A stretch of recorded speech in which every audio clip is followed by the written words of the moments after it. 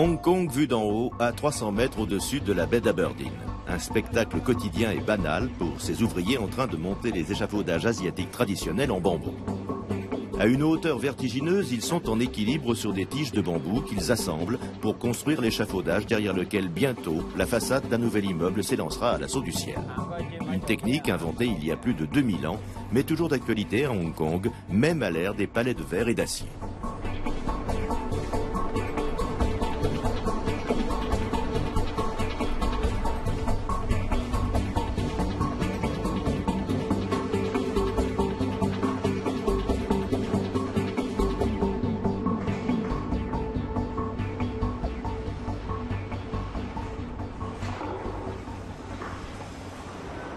Lo Ta Kwa, 42 ans. Il exerce les fonctions de maître dans cette spécialité. Depuis 25 ans, il travaille ainsi au-dessus des toits de la ville. Il a été l'un des premiers diplômés de l'école technique de construction d'échafaudage créée en 1975. C'est à peine s'il remarque encore ces vues splendides, car l'une des règles de base est ne jamais regarder en bas sous peine de vertige. Une vraie catastrophe pour un monteur d'échafaudage. C'est aussi ce qu'il a répété à son apprenti quand celui-ci est arrivé voici 2 ans sortant de l'école avec ses 17 ans et son diplôme tout neuf. Aujourd'hui, Xiu Qingwai a fini son apprentissage et a été embauché par l'entreprise comme compagnon. Pour son maître, ce métier n'est pas comme les autres. Notre métier est particulier, c'est une vieille tradition, une part de la culture chinoise. Au départ, je voulais devenir plombier et je m'étais inscrit pour cela. Mais les responsables de la formation m'ont trouvé trop petit et trop chétif. Ils m'ont envoyé dans la section construction d'échafaudage.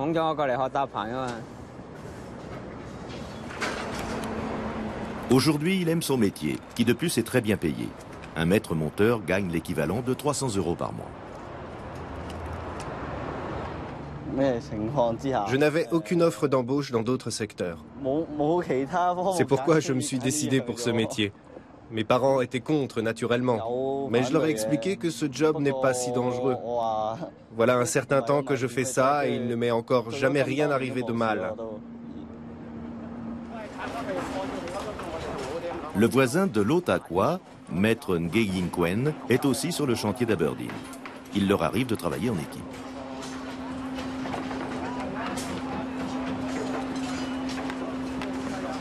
On prépare les travaux de bétonnage du lendemain pour réaliser l'étage suivant, qui sera le 23e, sur les 45 prévus.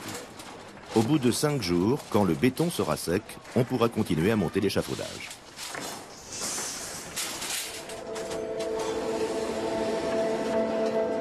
Les 3 monteurs achèvent de monter l'échafaudage de sécurité et tendent dessus des filets de protection pour éviter que les gens ne soient blessés par des chutes d'objets. En dessous d'eux, 22 étages de vide.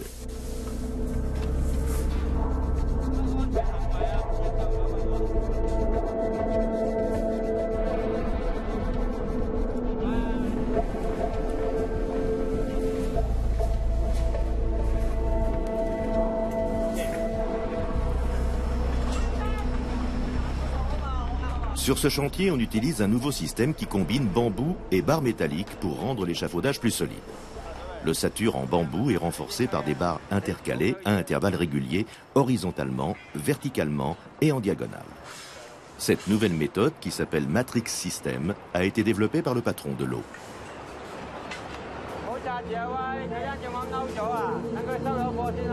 Lo montre à Wai la manière de tresser un bracelet pour attacher les fils de plastique avec lesquels on maintient les tiges de bambou. Une technique que presque plus personne ne maîtrise aujourd'hui. Pour aller plus vite, la plupart des monteurs font simplement une boucle dans laquelle ils passent les fils.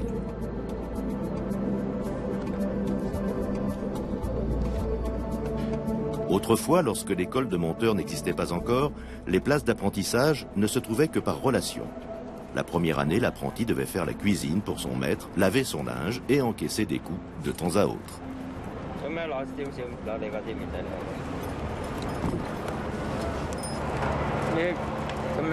Il faut prendre tout le paquet de fils et bien les passer à travers le bracelet. Tous parce qu'ils sont très coupants. Ils doivent être pris dans le bracelet pour rester loin du corps. Avec ces fils coupants, on peut très facilement se blesser et se faire des entailles. Pause déjeuner au restaurant aménagé dans le hangar désaffecté d'un chantier naval. À côté, on continue à souder et à marteler la tôle. Ici, on a le temps de se parler. On retrouve des collègues, on échange des nouvelles et on discute des effets de la crise économique mondiale sur le secteur de la construction à Hong Kong. Eux n'ont guère de soucis à se faire pour leur emploi. Ils sont salariés en CDI de Wee Loong Échafaudage. La holding est première sur le marché local et ses carnets de commandes sont pleins. Wai se sent bien pris en charge par son maître.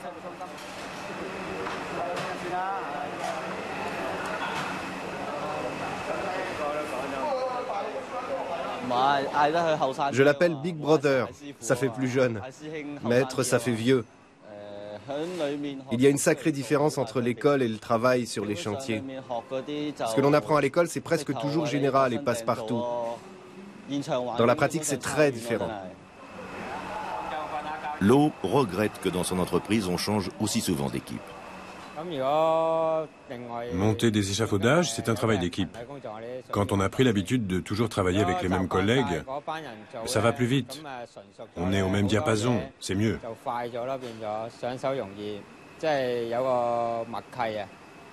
Ça fait longtemps que je travaille dans ce métier. Au début, c'était surtout pour l'argent. Maintenant que j'ai vieilli, je voudrais transmettre à des jeunes non seulement la technique, mais aussi tout ce que je sais de la construction. Aberdeen est un quartier résidentiel très prisé, que le tunnel met à un quart d'heure seulement du centre-ville. Rien ne rappelle plus les années 50 ou 60, quand les réfugiés de Chine populaire venaient chercher une nouvelle patrie sur le territoire britannique de Hong Kong. Ils vivaient par milliers sur des jonques dans le port d'Aberdeen. Ils sont maintenant logés dans des immeubles proches, et les bateaux qui passent dans la baie sont surtout des bateaux de plaisance ou de tourisme, comme le célèbre restaurant flottant Jumbo.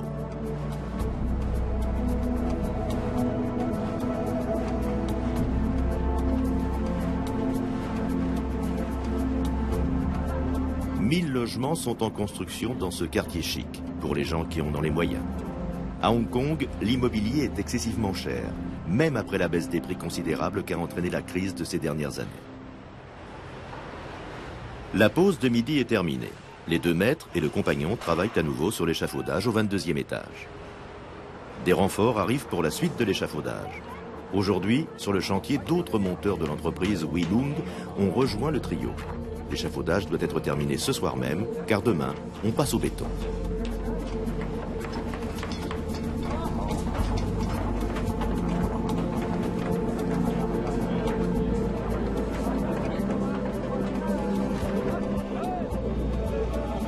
L'entreprise possède son propre entrepôt de bambou dans les nouveaux territoires, à une bonne heure de route du centre-ville.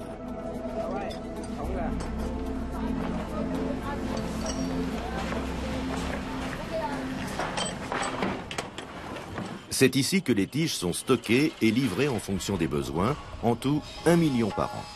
Elles viennent de Nanhai, dans le sud de la Chine, où les plantations de bambou sont exploitées spécialement pour Wee Loong. Il faut 3 ans pour que les tiges, qui doivent être bien droites, atteignent 6 mètres de long. Leur durée de vie sur les échafaudages est d'1 an et demi, parfois moins, quand le bâtiment est près de la mer. Quand les tiges arrivent, elles sont encore vertes comme celle-ci. Il faut les stocker pendant 15 jours pour qu'elles prennent cette teinte jaune. Elles sont alors utilisables pour les échafaudages. Une bonne tige de bambou doit être comme celle-ci, jaune, sèche et sans fissure.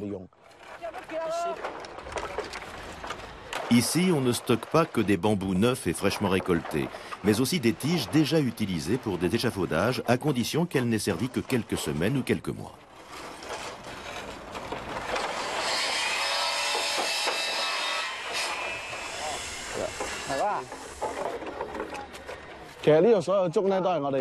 C'est ici que se fait le tri. Les tiges encore utilisables sont mises de côté, les autres jetées. Les tiges minces ou guoju sont utilisées pour les assemblages normaux et les passerelles de circulation. Les grosses, appelées maoju, sont les tiges porteuses qui servent de piliers verticaux. Une nouvelle cargaison de bambou usagé va bientôt arriver au dépôt. La société Huilung a confié à des sous-traitants le démontage d'un échafaudage sur ce bâtiment de Wan Chai, le quartier d'affaires de Victoria Island, dont la façade vient d'être repeinte. Contrairement au montage, qui suit le rythme de la construction de l'immeuble, le démontage d'un échafaudage est extrêmement rapide et se fait en une journée.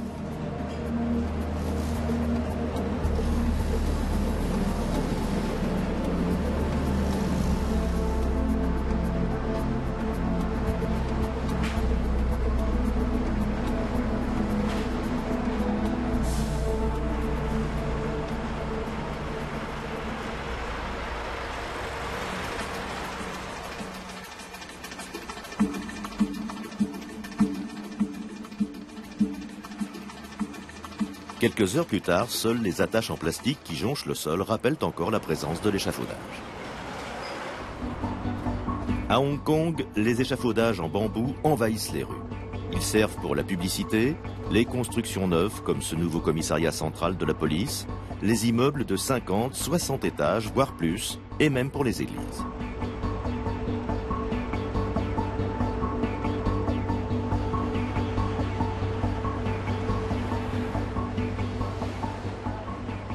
Toute l'importance du bambou pour les Chinois s'exprime dans ce proverbe qui dit que l'homme peut vivre sans viande, mais pas sans bambou. L'un et l'autre se trouvent aujourd'hui en abondance.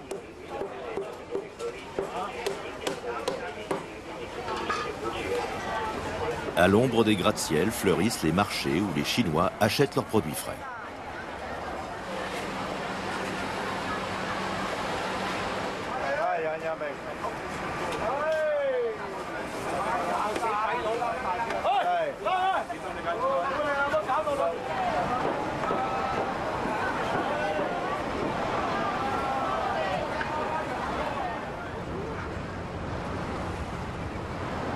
La rétrocession de Hong Kong à la Chine en juillet 1997 a très peu modifié la vie quotidienne.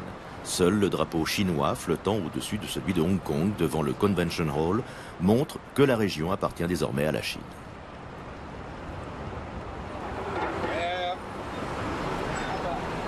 Les deux maîtres et le compagnon partent de chez eux très tôt le matin. Tous trois habitent en dehors de la ville. Ils prennent le train jusqu'à Kowloon, la partie de Hong Kong qui se trouve sur le continent, puis le bus pour rejoindre leur lieu de travail à Aberdeen, sur l'île de Victoria.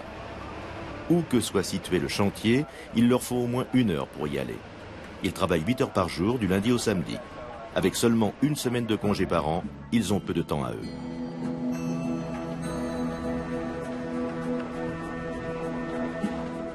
Aujourd'hui, ils ont été envoyés dans un autre bâtiment de cet ensemble gigantesque. Pour éviter toute confusion, les entreprises travaillant sur le chantier ont des casiers séparés pour les casques de leurs ouvriers. Après s'être changés, les hommes mettent leur ceinture de sécurité, dont le câble, comme pour les alpinistes, les retiendra en cas de besoin, à condition qu'ils se soient accrochés, ce qui est une règle obligatoire. Puis ils gravissent les 22 étages par la cage d'escalier sans éclairage. L'ascenseur n'est pas encore installé.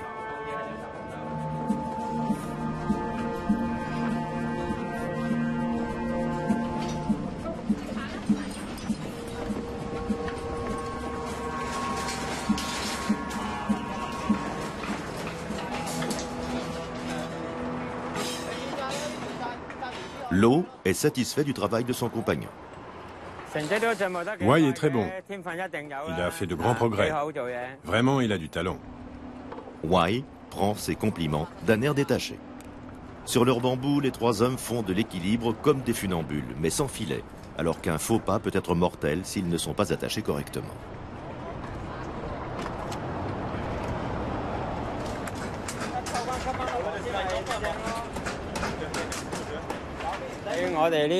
Moi-même, je n'ai jamais eu d'accident et je n'en ai encore jamais vu. Mais on m'en a raconté et j'ai lu des articles dans les journaux. Pour éviter les accidents, il faut que les débutants obéissent au maître. Il faut surtout regarder autour de soi, faire attention aux dangers cachés. Il y en a certains que l'on ne remarque même pas. Par exemple, des clous sur les plateformes de travail, des passerelles mal faites ou des planches mal fixées. Dans l'entreprise Huilung, aucun accident mortel n'a eu lieu au cours des dernières années. En 32 ans, 5 ouvriers sont morts accidentellement, parce qu'ils n'avaient pas mis leur ceinture de sécurité pour monter, dit le patron de l'entreprise. En grimpant à toute vitesse, il est toujours possible de glisser ou de mal saisir sa prise. Mais à cet instant, les deux monteurs ne pensent guère à cela. Ils songent plutôt à la fin de la journée qui approche.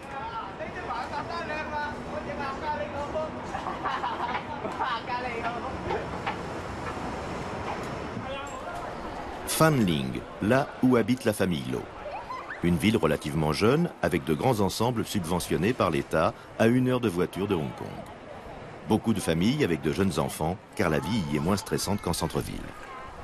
Monsieur Lo, sa femme et ses 3 enfants habitent ici depuis 5 ans. D'abord locataires, ils ont acheté leur appartement voici 2 ans, à peine 50 mètres carrés, ce qui est peu selon les normes européennes, mais spacieux par rapport aux immeubles anciens de Hong Kong. En tout cas, il y a assez de place pour le hobby du père, un grand aquarium. Et les 2 fils de 12 et 14 ans ont même chacun une petite chambre. Seule la petite Seaman, 4 ans, doit dormir dans la chambre des parents.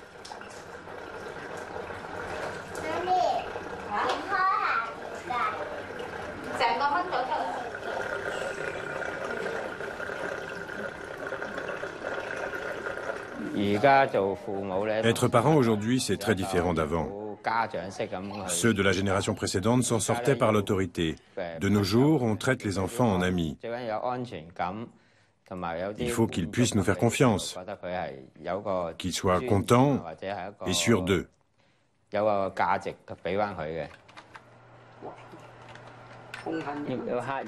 Que leurs enfants décident librement de ce qu'ils feront plus tard, mais qu'ils apprennent bien à l'école, voilà ce que désirent les parents.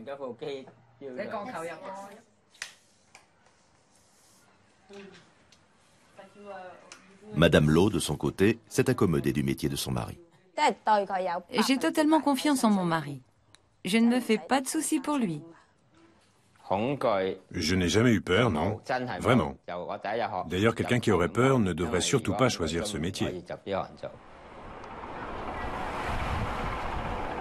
Le chantier suivant est lui aussi situé dans un quartier résidentiel du nom de Ripples Bay, sur Victoria Island.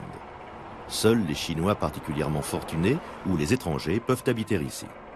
L'immeuble, qui aura 23 étages, a une ligne inhabituelle, dessinée par le fameux architecte anglais Sir Norman Foster, qui a entre autres réalisé la nouvelle coupole du Reichstag à Berlin et en France, le viaduc de Millau. Ici, Lo et Wai montent un échafaudage uniquement en bambou. Car en raison de sa souplesse et de ses qualités d'adaptation, c'est le matériau idéal pour des constructions de ce genre, sans compter qu'il revient un bon tiers moins cher que le nouveau système mixte Matrix.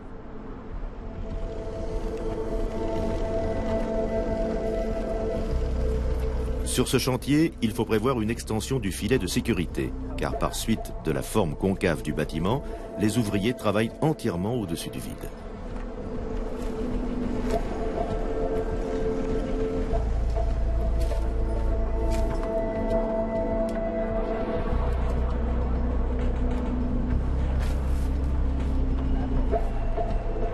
Ce jour-là, il pleut et les tiges de bambou sont glissantes. Les ouvriers se déplacent pourtant comme d'habitude et avec autant d'assurance que sur la terre ferme.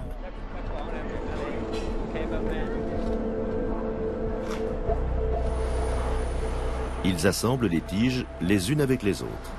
À la verticale, elles sont espacées de 75 cm. À l'horizontale, elles s'échelonnent tous les 65 cm.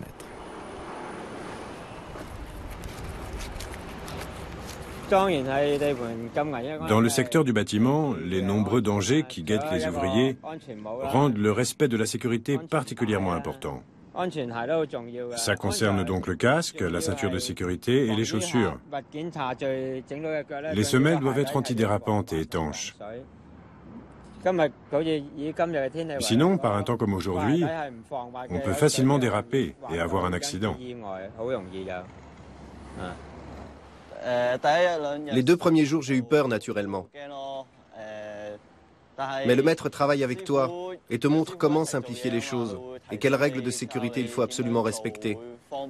Après, j'ai eu de moins en moins peur et maintenant, en fait, c'est complètement passé.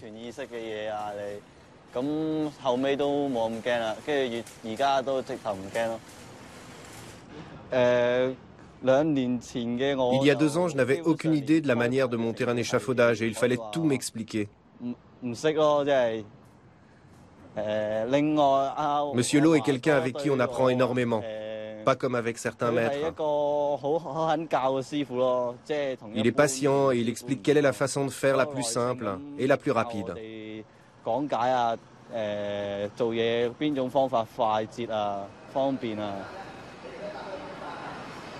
Même si l'on ne peut acquérir la pratique que sur le chantier, Monsieur Lo considère que la formation d'1 an dispensée à l'école technique est une base indispensable pour aborder le métier.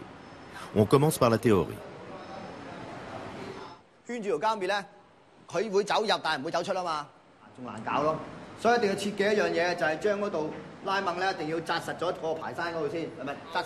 Les élèves ont entre 15 et 17 ans selon leur niveau de fin d'études. Au mur d'escalade, on met l'enseignement en pratique. On apprend par exemple à toujours mettre le casque avant d'entrer sur le chantier, à bien saisir le crochet et à l'enclencher de telle sorte qu'il ne risque pas de se défaire, ou encore à enrouler le pied autour des tiges afin d'avoir un bon appui pour travailler.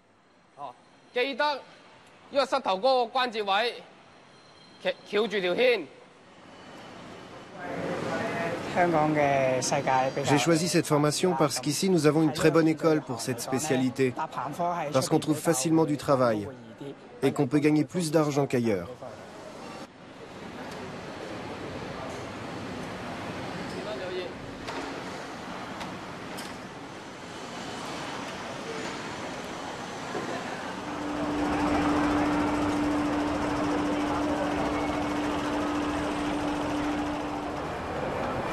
Wai est content d'en avoir terminé avec l'école et l'apprentissage et que Monsieur Lo soit manifestement satisfait de lui.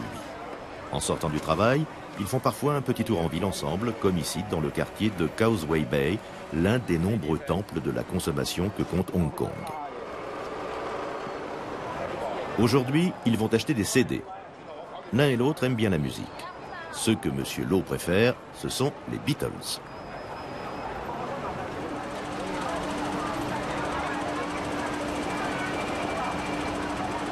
Le chantier suivant se trouve à Kowloon.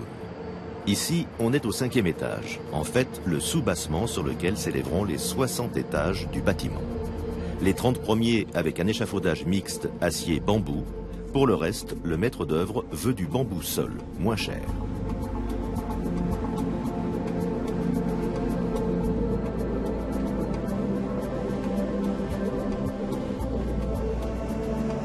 Sur cet espace vert au premier plan, de nouveaux immeubles verront bientôt le jour. Voilà plusieurs décennies que Hong Kong pratique l'extension des terres dans la mer.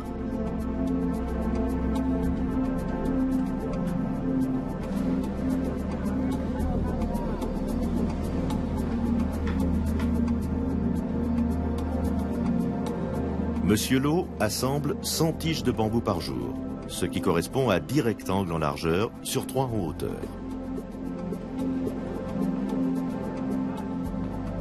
Francis So, son chef, est aujourd'hui en visite sur le chantier.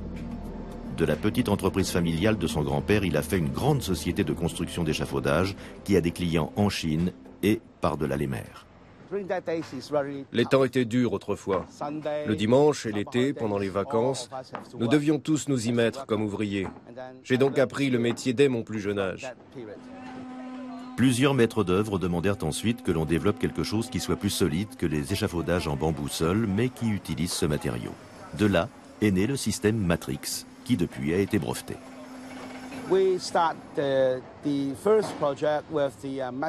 Nous avons lancé le premier système mixte Matrix en août 1999.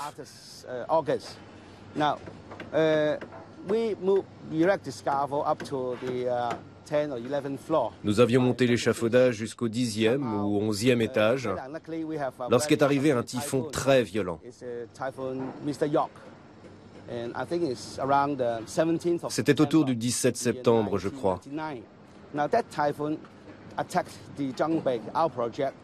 Le typhon s'est abattu sur Jung Bay et sur nos chantiers. Nous en avions 5 en tout dans ce périmètre. Tous les échafaudages en bambou furent détruits, ils s'étaient effondrés. Seul celui qui avait été renforcé avec de l'acier tenait encore. Certaines parties s'étaient détachées, nous les avons ramassées et 2 ou 3 jours plus tard, le travail pouvait reprendre. Ça a beaucoup impressionné les maîtres d'œuvre et depuis, nos clients privilégient le système Matrix pour la construction des grands immeubles. Francis So regrette beaucoup qu'en dehors de Hong Kong, la Chine n'autorise plus, pour des raisons de sécurité, le montage d'échafaudages en bambou seul pour les grands immeubles. Même sur le chantier du International Finance Center, le bâtiment le plus élevé de Hong Kong, puisqu'il compte 88 étages, on aperçoit des parties d'échafaudage en bambou. Pour la construction du Central Plaza, qui avec ses 78 étages détenait précédemment le record du plus haut immeuble de la ville, l'entreprise de Francis So avait aussi obtenu un petit contrat. À 374 mètres au-dessus des rues de Hong Kong, tout en haut, sur le toit.